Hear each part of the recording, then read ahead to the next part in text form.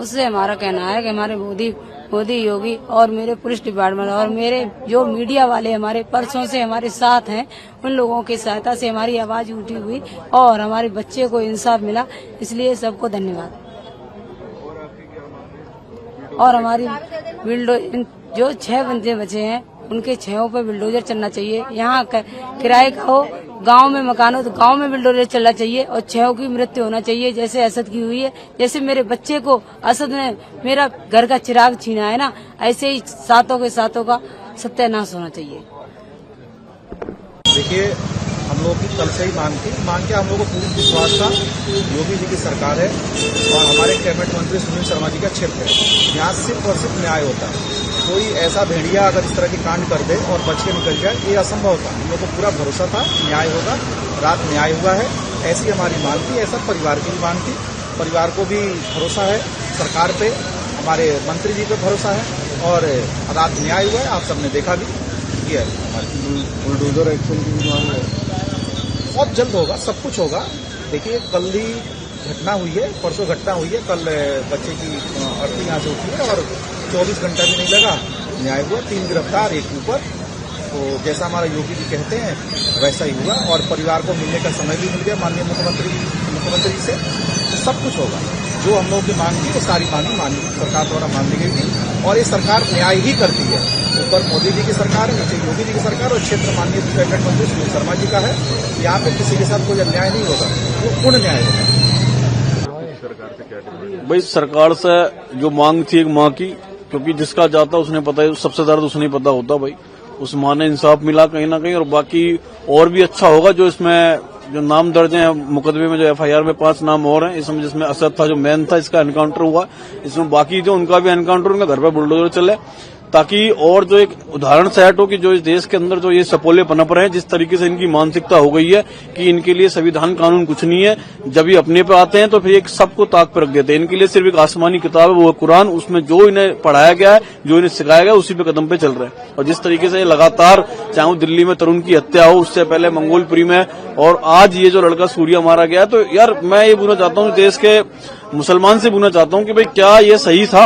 आप एक तरफ भाईचारे की बात कर रहे हो, एक तरफ आप कहते हो भाईचारा बना के रखो, सब हिंदू मुस्लिम भाई भाई, और आप भाईचारे में ये काम कर रहे हो कि चारा बना रहे हो हिंदुओं के बच्चों को। सबसे ज्यादा हिंदू का बच्चा आप कहीं भी चले जाओ, मंगोलपुरी, जहांगीरपुरी, ब्रह्मपुरी, जाफराबाद, कल्याणपुरी, ये वो क्षेत्र जहां आज हिंदू अब पलायन करने के लिए तैयार है। आप भाईचारे में ये करवा रहे हो। आज लब जिहाद सबसे ज्यादा हिंदुओं के साथ लब जिहाद हो रहा है, लड़कियों को भगा के ले जाते हो तुम।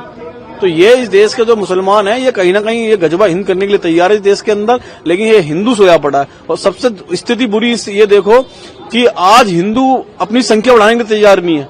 आज जो इनकी माता जी है, सूर्या की माता जी है, सिर्फ एक सूर्या ऐसा बच्चा था जो बड़ा वाला भाई है, उसको उसकी मानसिकता रूप ठीक नहीं है। ये छोटा वाला था, अब ये चला गया। अब उनके पास कोई सहारा नहीं है बुढ़ापे का, जो सहारा था वो निकल गया। तो आज हिंदू को इस बात पे जोर देना चाहिए कि जो अपनी जो जनसंख्या जो रोक कर रख दी है कि 1 या 2, उससे आगे बढ़ना चाहिए। और ऐसा कई बार देखा गया है, चाहे वो पहलगांव में जो आतंकी हमला हो, उसमें भी कुछ ऐसे लोग शहीद हुए जिनमें सिर्फ 1-1 थे। तो आने वाली पीढ़ी तो खत्म हो गई। तो आज हिंदू को अपनी जनसंख्या पे जोर देना चाहिए।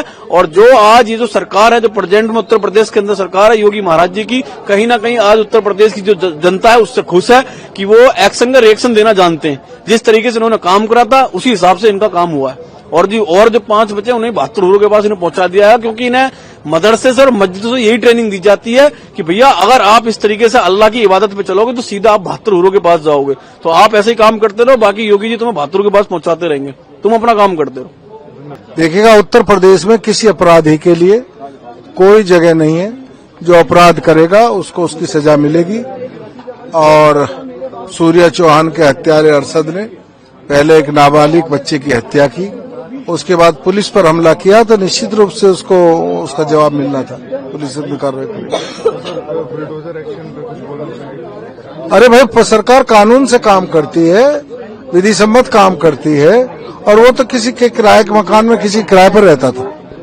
लोगों का बहिष्कार होना चाहिए और ऐसे जो योगी बाबा ने जो फैसला लिया है उनका एनकाउंटर भी होना जरूरी है, क्योंकि जब तक इन राष्ट्रवादियों को ऐसे सबक नहीं सिखाया जाएगा ना, तब तक ये सुधरेंगे नहीं। ये आए दिन ऐसी ही चीजें करते रहते हैं। आए दिन कभी तरुण खटीक को मारा गया और ऐसे ही इनको मारा गया, तो इनका जब तक कड़ा एक्शन नहीं लिया जाएगा तब तक ये नहीं सुधरेंगे। और मदरसे और मौलाना जैसे लोगों का इनका तो बहिष्कार होना ही चाहिए हिंदुस्तान में। अभी तो फिलहाल ये अगर गवर्नमेंट यही कर देगी तो बहुत ज्यादा सुधार आ जाएगा।